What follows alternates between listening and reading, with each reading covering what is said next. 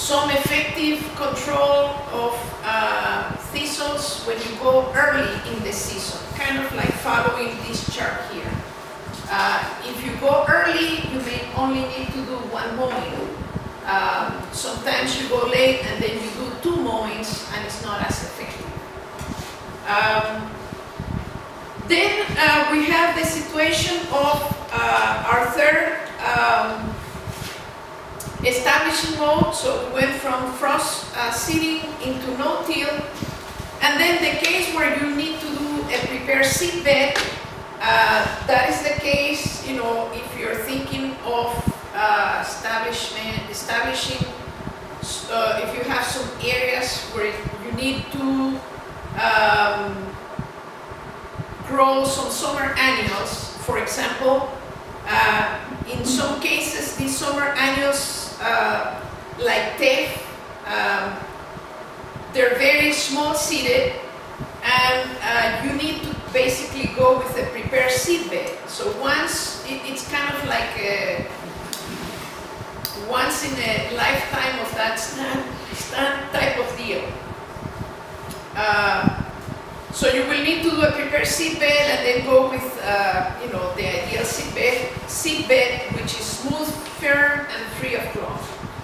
Actually, you know, this was a practice that in developing all the pastures for these grazing dairies down south,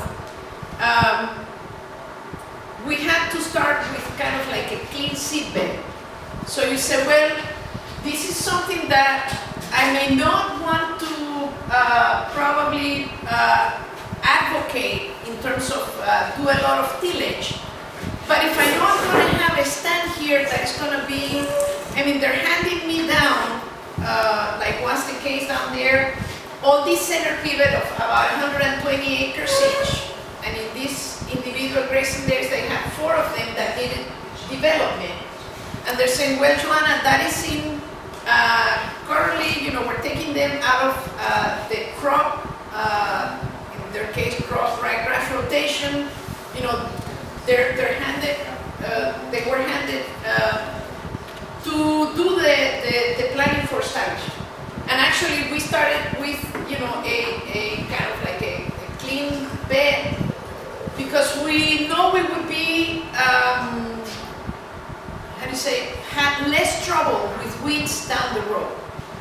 And actually that's what we did, you know, a well-prepared seed bed with actually several passes of tilling.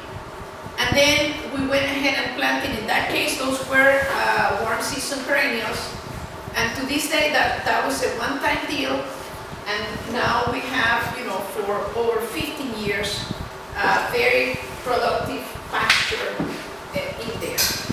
So if that's the case, in the case of working with some producers in the Northwest, trying to establish, you know, crabgrass or teff, and those are 2 species that can fill that summer slump. They require, they're very, very tiny seed, and they require some field preparation. Otherwise, the likelihood of establishment is very short. Then that takes me to the next key to successful establishment, which is seeding depth. Most forages, except for small grains, they're very small seed with limited reserves. And one of the things that I would say across different environments, whether it's tropical, subtropical, or temperate, the reason for most failed seedings is probably placing the seed too deep. Many times, you know, we say, well, I don't know what happened here, and you go in and you dig and you see maybe a seed that had made it halfway, and that's it. It is so easy, and I show there, I try to show in that, where it says seeding depth, most forage seed needs to be planted shallower than grain crops, usually 1/4 to 1/2 inch maximum depth. And if you we usually talk and say 1/4 to 1/2 inch, but sometimes that doesn't click in our heads how tiny a quarter of an inch is. And that's what we're trying to show in this next picture. Placement of the seed to less than a quarter of an inch. That's nothing. A crevice in the soil is deeper. You know, when we work the soil, anything's going to be probably an inch or two or more. And sometimes, you know, we need to make those seed beds smooth.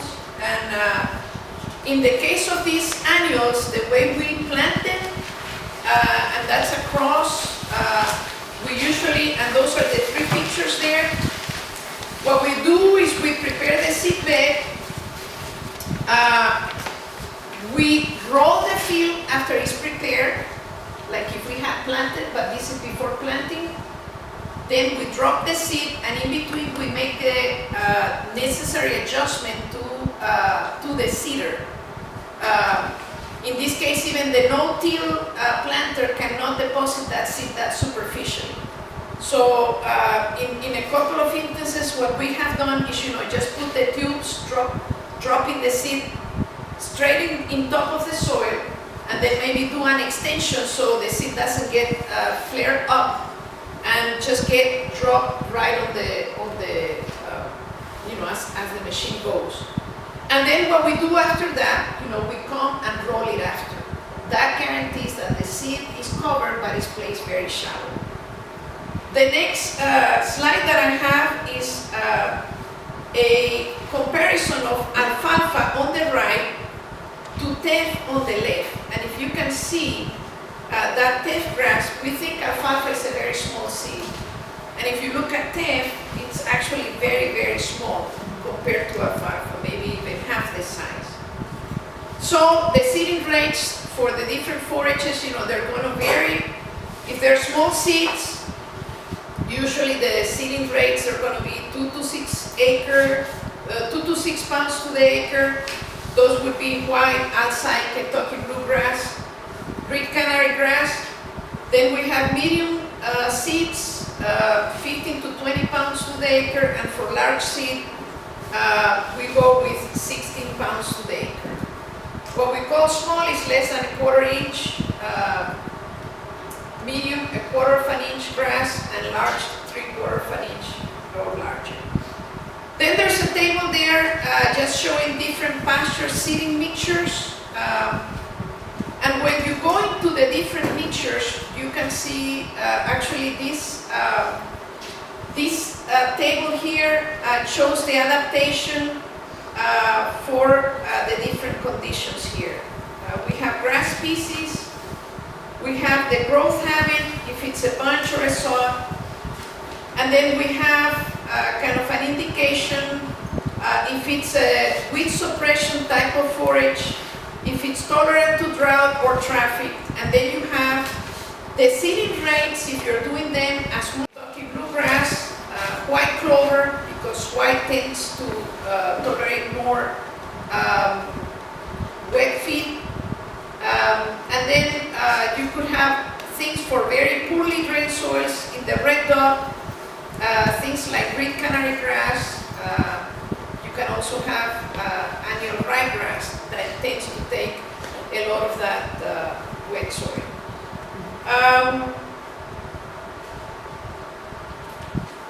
Right. So then the insert there shows some different mixtures that would have combinations of yield and traffic. So if you look at on the big chart, it will show from 1 to 11 different mixtures. So I kind of highlighted there mixture 3 in the green dot on top, and then mixture 6 with the red dot, and then mixture 11 with the blue dot. Then you have the same insert in the small table down, and it shows in addition, you know, the yield and traffic resistance to traffic. I'll just make a note that I can email all of you this so you can take a better look at it at a later date. I know it's kind of small today, so I'm going to email everybody who's here today the presentation too. Yeah. So they can look at Well, it. these charts are actually taken from some of the handouts, you know, that you find. I mean, you can find if you want to find what is the adaptability of these pictures, by drainage, and then further if you want to check them out by traffic and other conditions, you can find that on the Team Forage website. Okay, then the last part here, in extending the grazing season, I just wanted to share, we've been trying out these summer annual forages, teff and crabgrass, and actually this was kind of a request for the group that they do organic pastures, not for dairy, but they were looking to fill the void of the summer sun. And then one of the grasses that were considered in particular for sandy soils were teff, which is a warm season, actually it's a warm season that is grown in the highlands in Ethiopia. And then we have, with very, very good forage quality, very good amino acid profile, it makes for an excellent forage. Seeding rate for teff is between 7 and 10 pounds to the acre. And again, the planting depth needs to be very, very shallow because it's a very tiny seed. One of the things that make teff an excellent forage, for building soil health, if you want to have something there that will build up cover and will increase organic matter, is the characteristics of this grass to have very fast germination in 5 days, and it has a very fibrous root system. So we have tried this. The picture that shows the tractor on top, where it says summer forage options, basically that shows the teff. All of that behind the tractor is teff in northwest Wisconsin. Likewise, the whole area down is also teff.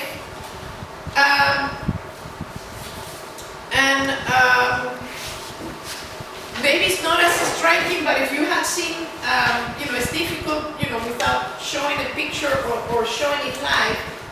But when you're looking at an area, a hill that looks very infertile, and you track some of these annuals, and you come next year and the entire area is covered, you say, okay, this is something that I didn't think it was gonna be a success, and it turned out to be a home run. So the producers we have there, crabgrass, the crabgrass we know is the small wheat crabgrass in our cornfields. This crabgrass is a forage selection that they've been working with in Oklahoma. A few years ago when this was proposed, I honestly didn't think it would be a fit because our window for production, these are true summer species that require very warm soils. And I said, well, we probably won't have the length of a summer to grow these crops. But actually they turned out to be a success in terms of establishing and producing growth very quickly. Crabgrass, so we look at teff, seeding rate 7 to 10 pounds. We need to do it very superficially, either doing using a brilliant, or if you don't, doing the modification in your no-till drill, and then doing the rolling before seed and then rolling after. The other species that we're showing here is that forage crabgrass. Is actually very high digestibility forage, very palatable to animals, and it's a true tropical. There was a concern, will this thing, invade my cornfields? This is a plant that tends to winter kill very, very easily. So by the end of the summer, this is kind of like between 4,000 and 6,000 pounds of production, and then it's done. So it kind of fills that void of summer soil. Is it wanting to set seed that first year? What is that? Is it when it set seed that first year, or? We have not setting seed the first year, but it does set seed on the second year. These are prolific seed producers. So we manage it on the second year to, as we went to the end, you know, we let it go to seed. I mean, they probably by 35 days, they will set a lot of seed heads. And then that way they went into the field. Second year, our producer, he kind of like overseeded again, and actually the part that was not overseeded came back strong. Likelihood, less competition, because you know he had competition by reseeding. But it's impressive to see the regrowth. You count regrowth of teff, and in 15 days you have that grass right up, and the quality is really high. On the crabgrass, you know, it takes maybe another week compared to the teff, so you can probably go on a 28-day rotation, and it's highly palatable and digestible. Can you comment a little more on how the teff fits into a full rotation? Like, when do you plant it? What do you plant it after? And Okay, well, the way they're managing it as individual pastures that they will incorporate within a rotation. So they, you know, they have, but then that depends at the operation that you're looking at. So you can have it overseeded in part of the pasture. In the case of teff, it's not something that will overseed like crabgrass. Teff, you will need to reseed it every year. But in the case, you know, of this, you know, situation, it feels the need, you know, to whatever you don't have pasture in the rest of the area, you have that complementary. So maybe if there's an area you needed to renovate that was already not doing so well, the cool season grasses you could. Exactly. So I wouldn't take any of my pasture mixes and then replant it into teff or crabgrass. But if I have an area that I need, you know, maybe a small area, let's say, let's assume I don't know how big, you know, is the farm here, but let's say, you know, that you have 80 acres, and then I have maybe 10 acres sitting idle that need renovation. I would probably maybe try it in that smaller area and then use that as a complementary during the summertime. What's going to happen to your other pasture, if we look at the pattern of growth, that they're going to be there and you think you have a pasture growth. Actually, they're idle. In terms of yield, you're not getting much as you get close to the summertime.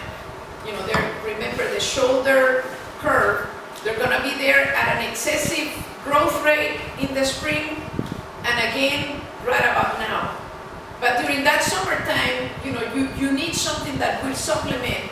You cannot be grazing those pasture with the cool season mixes unending, because you need to have that reserve. And then here's where either you need to bring like a supplement in terms of, you know, hay, have a sacrifice pasture, or have something like these summer annuals that may extend the grazing season. I don't know how many farmers up this way use what seems a lot more southern Wisconsin, sorghum Sudan grass. That's another one. I didn't include it here, but with sorghum Sudan, you will either have papers, you know, even when I came in, you know, no, sorghum Sudan, you know, it's in the literature, in our official literature. It doesn't fit, you know, it's not well adapted because, you know, we don't have the weather for that. Actually, maybe, you know, when that was looked at, but we have some dairies in southern Wisconsin, and some around here, not around, but more toward our way, that they had actually northwest too, where they have used sorghum Sudan. On years that are very dry, sorghum Sudan will pay, and you will be glad that you know, put that summer annual there. Some people will claim that our soils are too cold during the summer. And it's true, sorghum Sudan requires, very warm soil. So when I say true tropicals, it would be the crabgrass, sorghum Sudan. They require soil that is very warm. So you're talking 65 in the soil, more close to 70 in the soil. But if it's a dry year, warm year, sorghum Sudan will provide that forage. Relative milder winters. So, that's why we need to keep, open mind with these species. So, pretty much this is, what I have here. At the end, a recap of, the keys to successful establishment. Use regionally adapted species. Use things that are adapted to what you have here. Many times we tend to see people that go on tours, they go to New Zealand. If it's the guys down south, they come up here and they say, oh, we saw a marvelous dairy and they use perennial ryegrass, so they come down south and, oh no, we need annual ryegrass, no, it needs to be perennial. And you're there, okay, we'll talk next year. And the next year, it was every single manager that we had coming from, because on these dairies, a lot of them were coming, from Australia and New Zealand, and it's a mindset. So every single one of them, not one, we had several, that they would come on second year and like, yeah, we cannot plant ryegrass, perennial. So I said, yeah, we know that. Same thing, here. There's some species that we need to use things that are adapted to our area. If we're using some of the alfalfas, we need to choose dormancies, things that are more post-trade, more adapted to grazing.